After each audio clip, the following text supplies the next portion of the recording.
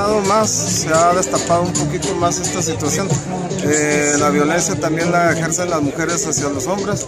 Casos palpables, los últimos 2 que tuvimos el fin de semana, de una persona lesionada por arma blanca por su esposa y otra que también fue lesionada también del rostro, también por su esposa.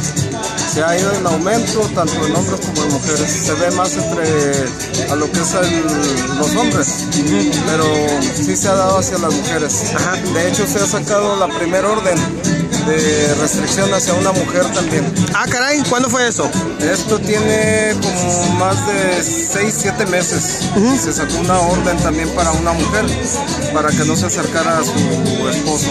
Es un caso inédito, pero sí se da. Se ha tenido bastantes satisfacciones en esta unidad. Nosotros coadyuvamos con el Ministerio Público en ocasiones, pero todo se desprende desde el llamado hasta el informe y la denuncia que presentan las personas. ¿Qué tipo de violencia se está presentando contra los hombres? Las agresiones también son igual que las que ejerce un hombre con una mujer, se han dado también por ese lado. Desde el 15 de enero del 2012 hasta la fecha, que próximamente se cumple un año de la creación de esta unidad, hemos rebasado aproximadamente más de 1000 casos. Tanto de hombres como de mujeres, niños. Mixto, sí, de todo. Hemos tenido de todo tipo de casos.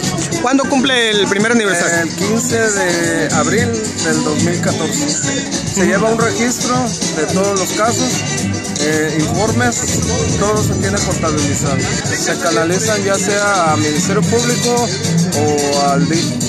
O al CID, dependiendo a qué instancia se necesita o la misma gente nos pide que sean atendidos o canalizados los casos.